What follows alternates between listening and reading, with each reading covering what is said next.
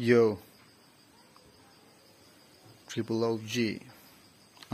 there. Beats on the game, ka ming zo, ka na kovel to in tlan siek na, ka ding don low. Beats on the game, ka ming zo, ming lian na, ngay dam la theng hil da su ti su ka moto. Ka ziep low, min nor tuan tam, mi di sa beef chok chuak turin min du kei po. Thu ron pe in heti hian ka lau chang mei che ti turi du chuanin bu thei ro an la du tok lau zonga te min ti mo ani le phot zong ka ni sia trang danga ka pakai san mayang cheu o trang danga pakai san mayang o voina ka ron ti tur ka video ron siam chan dik tak chu i na wang hianin Facebook te IG te ka khoi tam man lawa chu wang chuan IG ate fan base ka IG ka fan base ate zona tam tak te ka dong ve thina ti meang e chung ho chu ka chang man ngai lo ka chang man lo tak zeta o tak takin ka na hi full time tak taka i chu wang chuan zona mi ron zo thin ho te ka chang man lo thina then chuan in du te mi ron ti thin ma se ka in du wang ni mi lawa ka chang man lo tak tak chewa chu wang chuan IG le Facebook te zona min ron zo ho sang hi i ka chan du lo wang chew ni lawa chu wang chuan in heng ho hi ka call zela i ten ka screenshot a tu na po ka call zela zona min ron zo ho kha chuan khang ho kha tu na hin a hlomin ka ron chang don chew ni zona min ron zo ho kha hlomin ka ron chang don chewa zona hi tam ve me a Q&A question and answer ang deu ang ani mai chumo bera achan chu ka soi tong khan Facebook te IG te tivel te khoi ve man vak lo ka lut ve man vak lo kan na wang hian chu wang chon zo na ha mi ron zo ho kha ma se I ka ngai poimo lo wangin ka lo ti pai bo ngai mi lo ne ti hian ka lo khol ma ato pa tu na hian a hlomin karon chang don cheu ni chu karon up I karon upload le top mai don ni I chu Q&A hi ti hian ka chin chia atam ve me a som ni le chuang dei ania chu tuna kan keima ka in zo na keima ka in zo na chon ka chang ngal bok meang tiang chon ti meang ngor tin phone ni kan da rem lok zo na pakhat na tang kan chan anga zona pakhat na chuan ka chan du lo ka chu ka chang du lo ron ti mai do ni min lo tha thi mai do ni zona pakhat na chuan I ming am te ti hi enge om zia tini ta am te ti chu am te ti hi chu ke ma ming pa ngai ka no pan lai tang ming kau duat na ni ta ma se khami ma am ti om kha chu A1 Mephistopheles ti na ni chu mi om je chu A1 Mephistopheles am te ka ni ti na ni chu chuanin zona pahni na ihlama saber enge engtik kumami nge kahlama saber hi OG phek khatna ti khani tang ka ria ka hlama saber ka hla record ma saber angani chu I OG phek khatna khani 2004 kumami ani class 8 2004 kumami ni class 8 kani lai o class 8 kani lai mi ni class 8 kani tu OG phek khatna kha anita 2004 kumami ania chuan zona pathum na lu le ngalela zona pathum na chu hla le album engzat ngai siam to hla hi chu ka siam nual to hla siam za hla hi chu tiangin soi hla a hla ang zong in soi album ang zong in soi ma support taila album chu I 2004 tang hla ka record tana 2006 sa album pakhatna OG ti ka enlo ka ti chuak pota underground vekin music video ka siam ngai lo tin hriang ang ni pon music video ka siam ngai lo ta 2006 album pakhat na OG ti ka ti chu ka la som pa ni oma chuan 2008 ta no pang chimom ti album ka ti chuak le ta chuan hla so maning ka ria om ta kha ka chiang to bi lo mo tun huwa hian a rei ve le towa la so mo om tan ka ria 2008 ta album pa ni na ka ti chuak ka chuan 2012 fa sum sang ni le som pa nia hring nun jin kong album ka ti chuak le a chuan sang ni som pa ni chang han ka re dawang wanga chuanin sang ni le som ni pakhata karon comeback le nuwa khan i pathian te pathiana album ka boi pui le mek ta chumi nen chon album ka ti chu to chu pathum ania tuna ka boi pui lai mek hi pathian zara ka zo chon album pali na tur ani ta album ka ti chu to tu ka ti chu to chu pathum chuanin tuna album boi pui lai mek pakhat ka nei le bok tina ni chu chuan zona palina lut le ngai la mizo mei che zai thiam iti ber zai thiam an tama ma se i keima chuan beng te nang lawa keima chuan zai hau chum hi zai thiam ka ti ber zai hau chum kha olien deuh kha zai hau chum kha zai thiam ka ti ber chuan zona pangana hian zu lut le tai la mizo rap music bi ka hian ka ti chua ti emo ngoro mizo rap music bi ka hian ka ti chua ti emo ka masaber ti na inayem mizo rap music bi ka hian abiga abi tang zo yung sem sa taila mizo chiang ta ka soingam chu mizo a hian trap beat hi ka mang masaber ka uar masaber bok trap beat hi a generation a zerin trap beat hi in thak ve zela 2004 kum khan 2000 sang hi le pali kum la ka first album ka siam kum khan en lo trap beat ka lo mang to ni chu prime min siam sakhin ta da prime min siam sakhin ta chu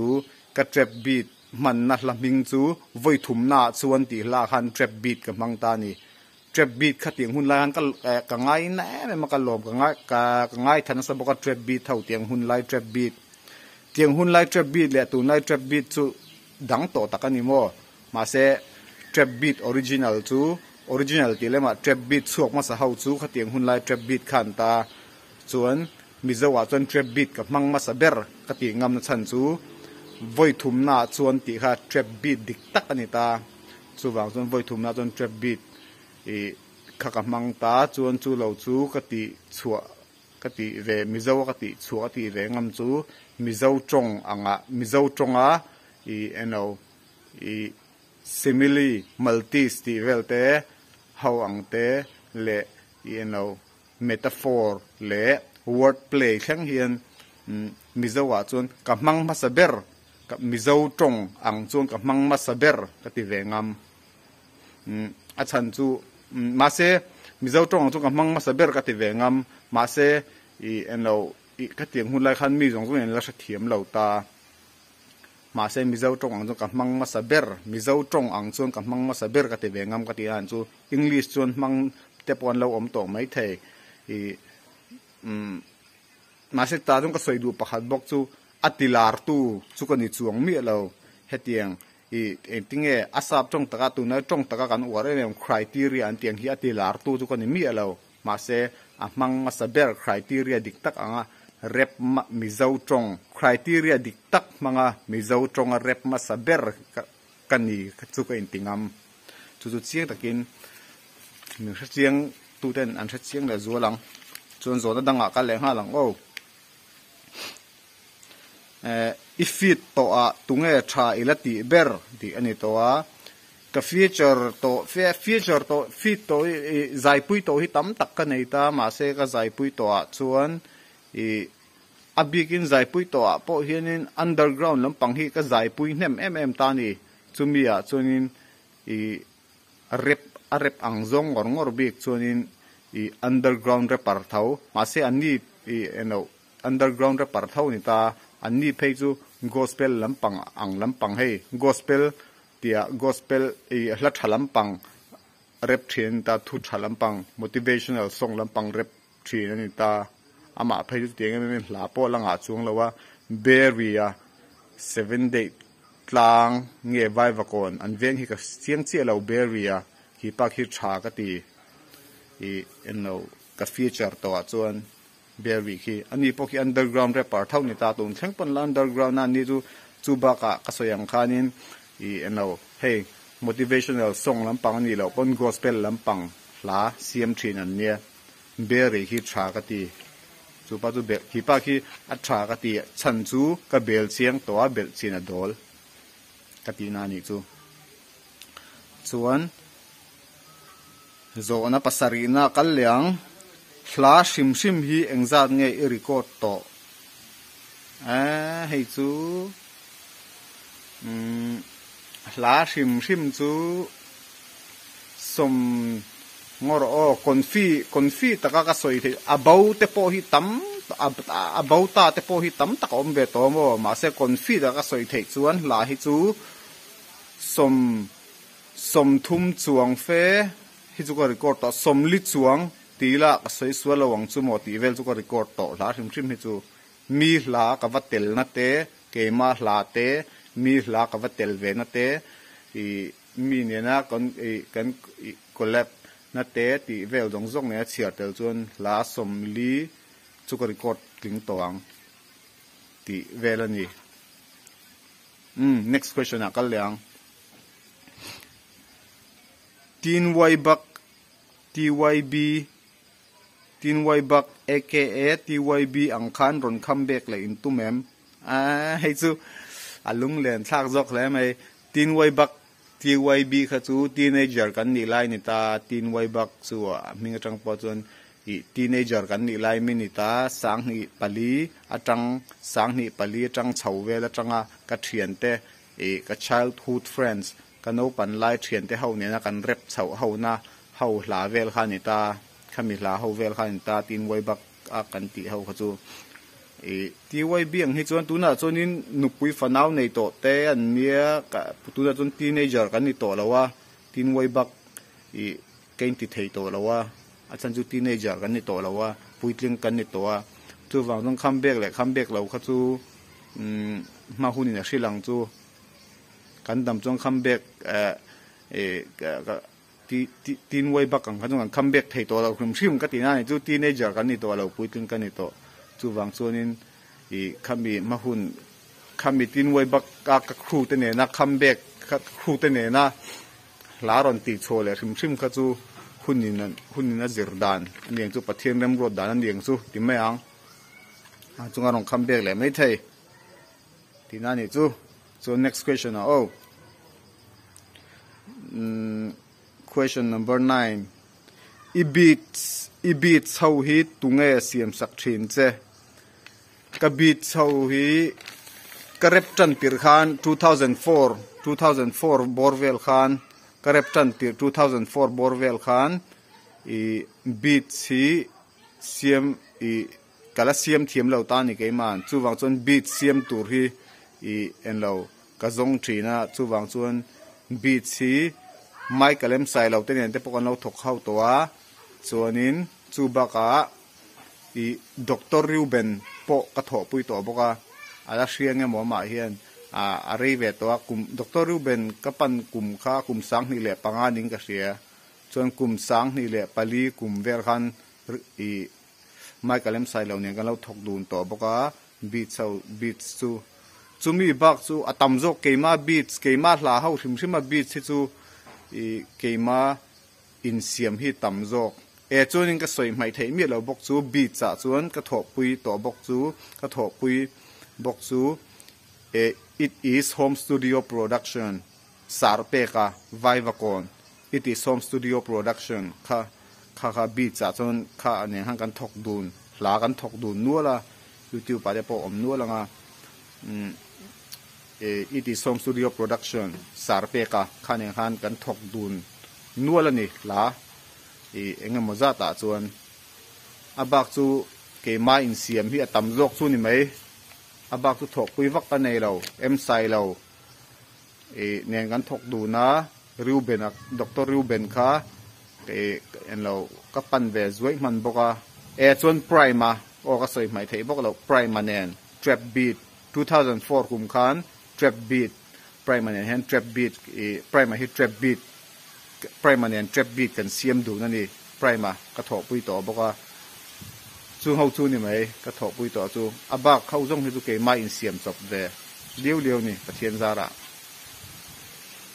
chuan next question alu dang question number 10 me in underground rap legend anti chehi ipomem me in underground rap legend anti chehi ipomem hay chu ka sai thiam che lo mo legend ti ve lu chu i legend kan ni hi vain ti tiang kan sai phot teng ama sa chuan mi bula mi pui pung khom jinga ke hi legend kan ni hi vain ti ringot taila mi khan mi lo pom chuang lo chuna om zia lo mo legend ta mi lo legend kan ni na enge legend kan ni chan i legend enge ani na chan min lo tia legend ani na chan phat ma om lo min lo tia mi lo pom lo chuna om zia lo tu wang chun mi in legend kan ni hi kain ti ai chuan mi in legend ani so min ti khan kan legend ni na chu chiang zokin ka hria kai chuan khamia kha chuan chu wang chuanin khamia duna question a kha chuan a question kan share le lok nga me in underground rap legend anti chehi ipomem anti ta me in underground rap legend min lo ti ani chuan kapom tu chu ni mai me in min ti ni chuan kapom keima le keima chu kan ti chuang mi lo ma se me in min ti ni chuan kapom next question alu leng musician i tho pui to tunge thiam iti musician hi ka tho pui ve nual to musician ka tho pui to chuan soi mai thei mi lo chu fam mai ka lem sai lo kha thiam ka ti em kha pa kha music enga po ama ha quality kha sang top mai ni a quality kha sang him rim ma kha chuan chu ba ka chuanin achina ka soi to iti som studio nei tu pa vai va ko na mi sar pe ka kha pa kha thiam ka ti em bok musician ka tho pui to chuan next question alut liang question number som pani na music khi itan alut na le tangkai na enge ti deu top ania anzo na hiting a screenshot a ten ka na ka ron share chuak deu top zela music khi itan enge alut na le tangkai na ti ni chuan music khi katan alua achan chu ka hla jong jong hi I enlo dot tel lo vek ani ta ke manu na tanga ka phua chua vek ka hla hau hi ni ta chu wang chung ka hla hau hi ka hla atang hian ke manun tam tak enlo mu tur om entianan ka lung ngai na te ka lom na te ka hlim na te ka lom lo na te engkim khating kha hla thuwa hian ka sei chuak thin ani mo chu wang chuan music hi ka ta na tangkai ani mai hanti mai la music hi ka ta na tangkai na chu engkim ka soi chuana music hi ka lom na te ka lung oi lo na te ka hlim na te khatiang engkim kha music mang hian rap music mang hian ka lyrics mangin ka soi chuak thin ti kha ani bok ta chuan a chiang to khating ka hria next question a kal leang mizoure pardam lai emo boral to a tunge tha iti berle ila ui ber mizoure pardam lai emo boral to a tunge tha iti berle ui ber ti ani chuan em sai lo kha ka ui de ber mai achan chu ka ui ber mai em sai lo kha achan chu ani kha chu rapper thalutuk ani mai ba ka khan musician thalutuk quality nei sang lutuk le advance lutuk ani ti ha fet chiang a chan chu kan thok dun to a mai chana mun pakhata kan thok dun to a hla pakhata kan thok dun to a chu wang chunin a quality ha ka hra chianga chuwang chuanin a tha mai ka lem sai lo kha a tha ka ti kala ti deuh ber mai chuan adam lai a te po hian tha tu tam ta dom to tun lai a phei chon re paron chuk tharan tam to chuwang non than tam to a kha chu soi sen lo ani mo ma se mai ka lem sai lo tuk tu kha chu kala sai lo a bikin a rep ai ma kha chuanin a music khan mai ka lem sai lo phei ka chu musician ang zong khan a quality sang ka ti le zual. Next question kalyang equals du ber nge omji equals du ber han soite equals du ber han soite equals du ber chuan ngai dam la theng hil to su ti equals du ber le ka von reng chin ngai dam la theng hil to su ti hi. Next question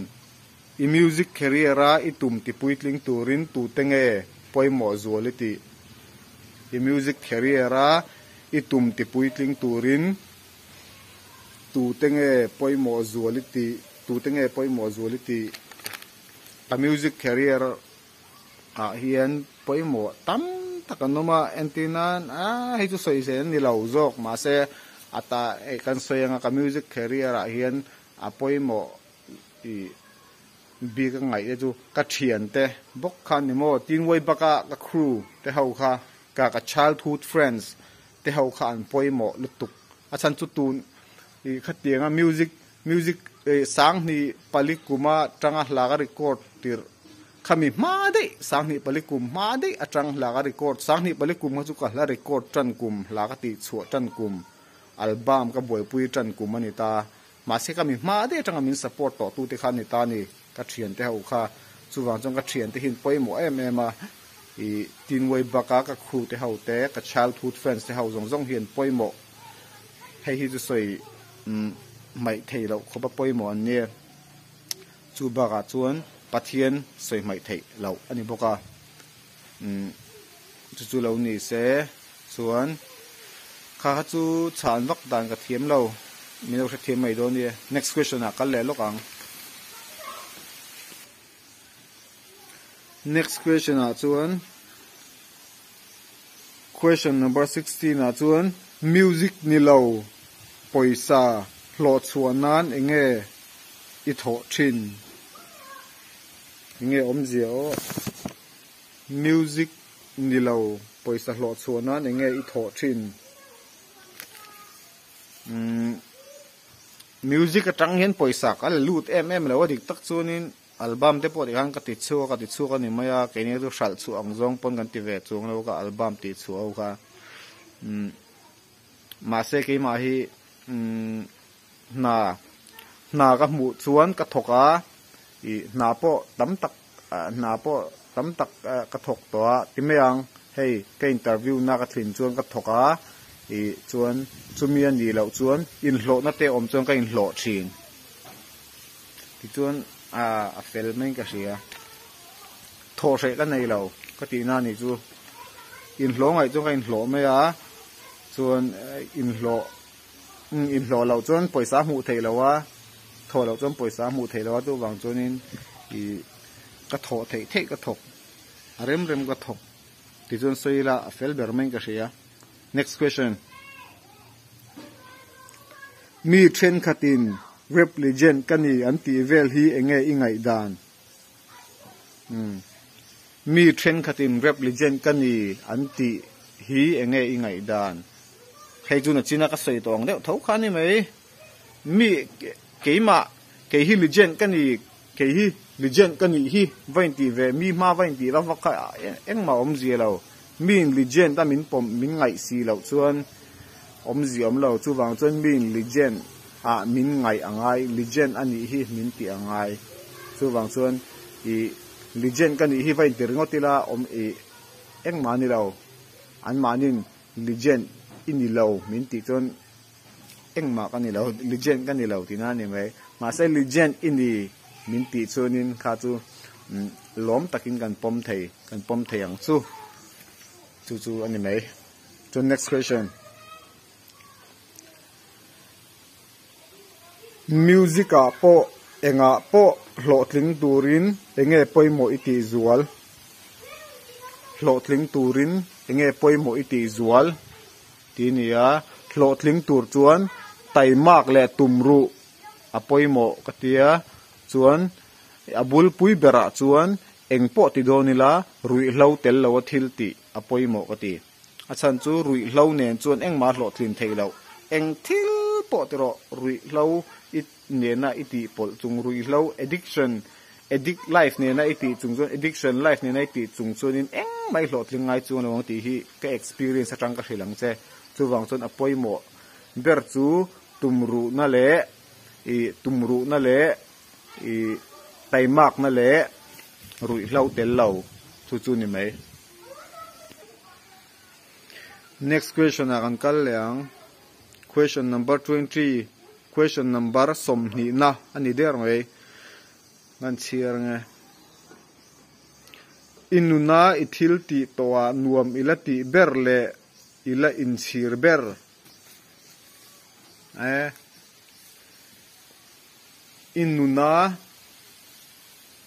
inuna ithil ti towa nuam ilati berle ila inchir ber ngor o heichu heti hian kan soi teng kanuna ka thil ti to nuam kal ti ber chu rui hlo ania ma se kalak chuan ka inchir ber chu i rui hlo ngol ka ve ha ka inchir ber bok chu ni mai ti chu fel fiber in ka ria kanuna ka thil ti to nuam kal ti ber chu rui hlo ma se kala inchir ber chu rui hlo ngol ka ve zui ha kala inchir ber next question akal le ngalang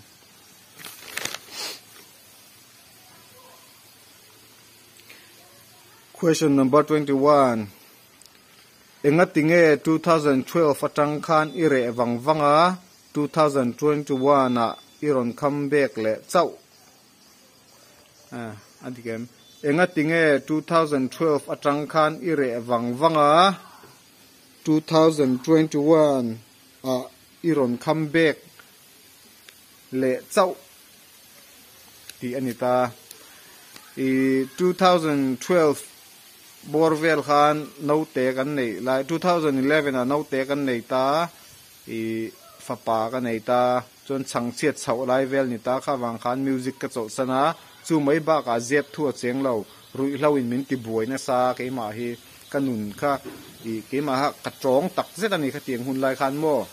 i khami kar vel hang ka chong tak zet ani zep thu cheng lo tak tak i changchiat mai ba ka fa ka nei to anu pui fana ko nei to mai ba ka i rui hlawin kanuna ti buai boka addiction life a i ka chenga i kanun abuaya chuwang chuanin chaw lo thei lo din huna i chaw lo thei lo kani lo ka i chawl nge ngai khatiang ka chuan i chu sang hi som pasari aron ni phe ka chuan central jail a te ka tanga min snitch min ko awangin central jail a te ka tanga convict te kania chuan subaka enge mon ne ka tiang chung ko har sakna le ke mami mal nun har sapna awang khan ka chol wangwanga chuan sang ni le som ni pakhata claimin pathian zara ka nun teron that chho le ka hrisel na teron that chho le deuh nuwa karon comeback le ani timayang music hi chu ka chaw san thei tak lo dik tak chuan music hi chu ka chaw san thei tak to don lo chan chu ka than nan pui tak ani i kum ka tlin ma tanga ka tu ka music ka thil ka benga lut tember le ka mi ta ka hmu tember i music i le o music hi ani wangin ka chaw san thei tak te to no chu wang chunin i sang ni le som ni pakhata ron comeback le ani sang ni le som pa ni atang khan kanun ka tal boy chho chana chang siat nen fa nei nen nu pui fanau chom enge khatien te khan zep thu cheng lo mi pon min chiang rui lo te ka zuara rui lo te ka zor wangin min ko ka min snitcha central jail te ka tanga chuta convict kala ni zuya chon convict ka ni nuwa tiang ka chu ka kanun siam that tumin tam tak ka be ka thian te pon ka thian tha te pon min pui na sal tuk ka thian tha te zara ti khan tu na ma tu nen ka tha chuak to e ka piang thare chu ka ti lo ma se ka thian te min pui na zara te min mangai tu te min pui na zara tlem in ma ka son de wangin sang ni som ni pakhata ron comeback le sang ni som ni pakhata tang ron comeback le next question akal le ang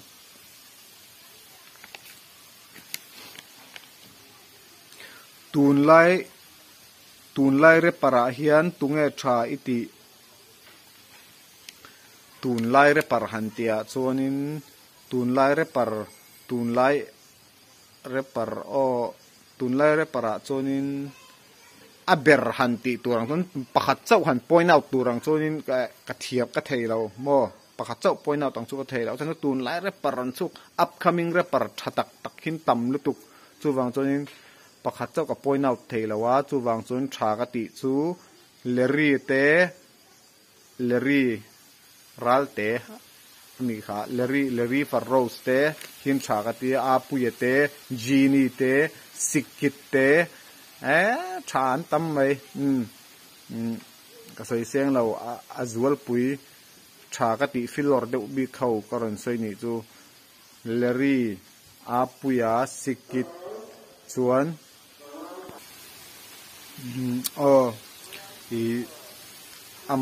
amal han san turang ha chu ka hrelo chan chu tha ti ka ngal tu ka mo leri te apuye te gini te sikit te than tam mai elfaza te lion te than tam duk tun lai re par ti ve kha la ka tong lo ho lo ula tun lai re par han tia chon sang ni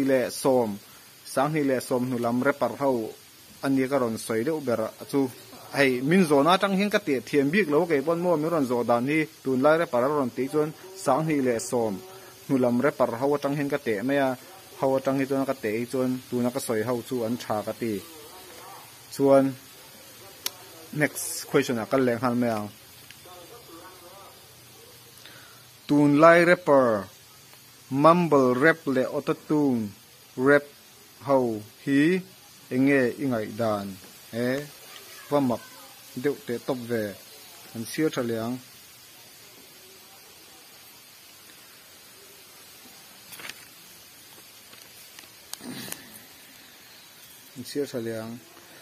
tun lai rapper mumble rapper le auto tune rapper hau hi enge ingai dan mak te top ve ngoro hay chu ka sei thiam lo mumble rapper kan ti tien soi teng ke ma tong kam ka thiam lo mi lo se thiam don ne mi poi soi ka du mi lo ne chiang kan soi teng mumble ti chun mumble hay chu phun mai eng ma om je nei lo phun mai soi na ang ani ta mumble hay chu hey om je om lo mo lyrics ling lo ang ani ta mumble rap ani chuanin chu wang chun mumble rap ani mumble rap how we to enge ke ma hen ka thliar sang top mai ka ngai tha hay chu entinan enge thil in tu ha lo tuk rhymes in tu ha lo lutuk lyrics in tu ha lo tuk line verse in tu ha lo lutuk aron soyang si om je om lo aron soi ve po pang si hau te kha mumble ang ke chun mumble ka ti ngau ka om je om lo rap an ni lo ka ti rhyme and poetry ni lo ka ti chuanin auto tune chun chang ai chuan auto tune hi diktak chuanin an nual suat top thei lawa auto tune hi mo nual suat top chi ni lo achan chu auto tune hi tangkai le tuk tuna international anga zai thiam tak Mariah Carey te Demi Lovato te Ariana Grande te auto tune an mang vek mo te ngau hian auto tune an mang vek chuwang don auto tune hi nual suat top thei ani lo maser enge auto tune hi ahman hun bik om ta ni ka soi thiam lo auto tune setting si ahman hun bik om entiran ahla an note a zirte enge an voice an vocal a zirte khatiang khan man hun bik om auto tune hi chuwang chuanin auto tune ni nual suat top chi ni chuang lawa ma se pong pom man vak chi ni chuang lo kati na ni chu ta chi chuanin enge pro enge engineer kha engineer an poimo tenga chon mo engineer an poimo sound engineer an poimo na tak anita chu auto tune hi ka nual suat mi lo ke mà se man hun te a oma rep bi ka in ron zona chon rep bi ka in ron tin ang ani deuh ta rep bi ka chon repa po hian du chon a man thei lu tuk tho a chan chu mi an tinan i rhyme hlathu thiam deuh i en lo lo ning ta se onal lo deuh lo ning ta se i otatu an man kha chuan a o te kha lo nal ta en lo hlathu lo thiam sa nen kha tiang kha na hlo thlin pui thei chon a thalu tuk tho oi kha chu otatu settings a man thiam ni hei zu otatu settings a man chuan i repar thatak ani ti thei durang te khatam takan nom chuwang chuanin otatu settings ka hnual suat mi lawa ma se man hun le i man hun a om katina nei chu bera next question a kal le meng o tong kang pa thiam lo bok siam mi lo tha thiam don ni next question a kal le photang question 23 eng po lo thleng se enge ti itum lo bur an mak om ve eng po lo thleng se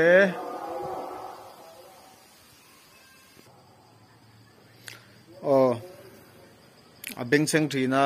ka post lok je ka post zok ka kat zok zel ni ha i chuan question chu en le lokang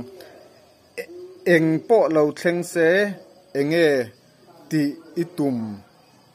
lo bur enge ti itum lo bur o eng po lo thleng se enge ti itum lo bur ti ania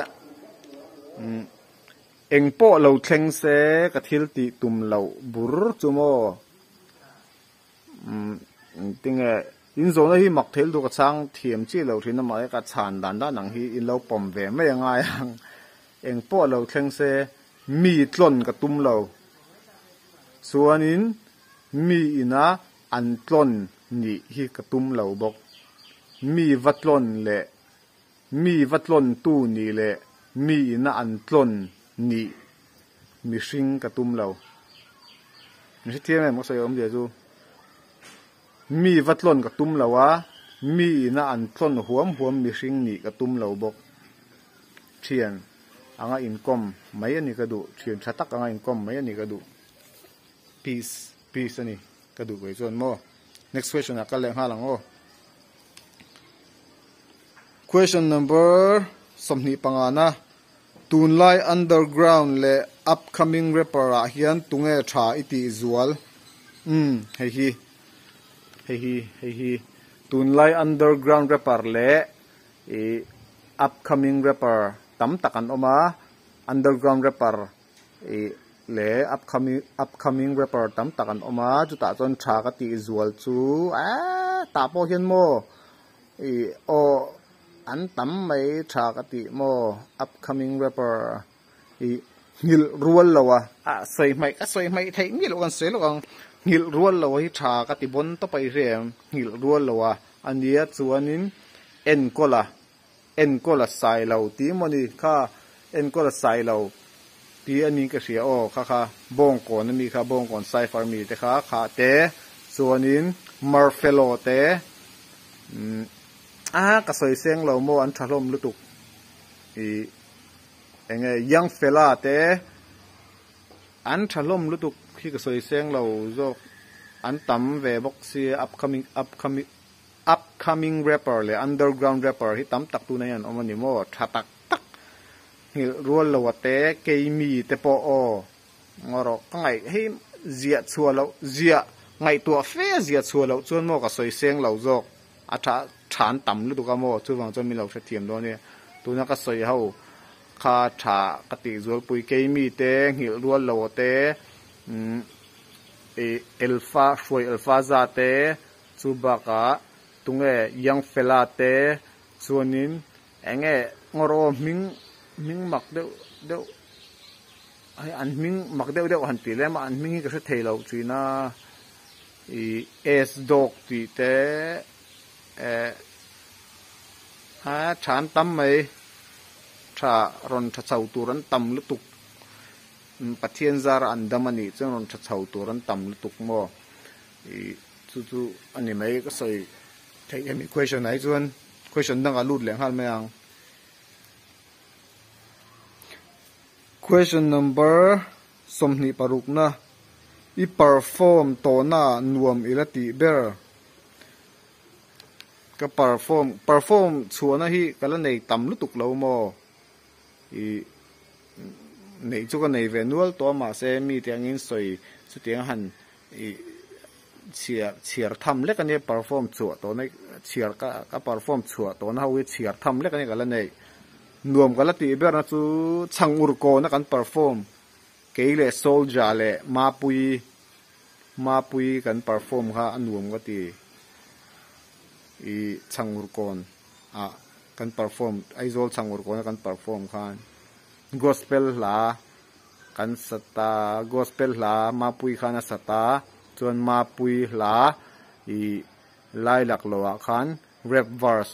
soldier เล็กขัน verse ขัดเวกันในขมีก็ perform ขันรวมกันละตีเบอร์ next question กันเลย question number 27อี perform ตัวน่ารวมเราเลยเสียดน่าอินในตัวอี perform ตัวน่ารวมเราตีเลยเสียดน่าอินในตัวอี perform ตัวน่ารวมเราตีเลยเสียดน่าอินในตัวก็ perform ตัวน่ารวมเราตีเลยเสียดน่ากันในตัวจูsi mui nge sai ranga after party an ming vel chu soi kher chung lo lila allocation nen po soi kher chung lo taila allocation tilema amun aspot apo soi kher chung lo taila khata kan perform khan nuam lo le shom kala te ber achan chu kan zai khan kan zai dong khan first verse kha kalak turun ta second verse ka thian pa ani ta ka zai pui tur tu paส่วน track around play ตา intro ก็สอยlive vec ค่ะนี่บอกเสร็จจน first verse ค่ะก็ลากตัวรันนี่ตา first verse รอนลูดเสียค่ะก็เฉียนป้าจอกค่ะอามา verse ค่ะรอนลูดแต่เดียค่ะมินติบวยแต่เวกันนี่จูก็สอยที่มันเลยpressure เราเวบอกเนี่ยค่ะเกมา verse ก็ลูดโดนเสียเกมา verse ไปก็จูเอ็นเราวอดทุ่มลิงอาเวลก็ช้ำมันมาเสกก็เฉียนป้าค่ะให้เราให้เราใกล้เวเดียวตัวบอกเนี่ยค่ะอามา verse ค่ะ first verse จอกขนาดรอนละตัดเด็กค่ะมินติบวยแต่เวกันนี่จังว่ามิงจะสวยจังเราแต่ละขามีแค่กาลาจ่าเวเบอร์เละนวมเราเจ็ดเฉียดนะสวยตัวรังกันนี่จังนี่เวเดียวไหมnext question ดูดเลยไม่เอา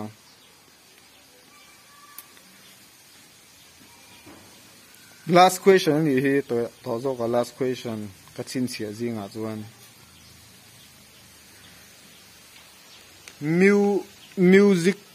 music ทาร์ฮีเองติกาเงกันมูเลโดนอี music ทาร์ฮีเองติกาเงกันมูเลโดนตูน่าเฮียนินอินหัวตูน่าจังเฮียนินมุฮาร์ตัวละวังอาจารย์จูลาโปรเจกต์กันในเวเนวเนวตามาเสติชัวกตุมมาสักเบอร์จู OG เพกถุมนะมิโซแก๊งสเตอร์จันซินตีข้าตีชัวกตุมมาสักเบอร์จู่ก็รอนติดชัวคาร์ตัวละวังตีข้า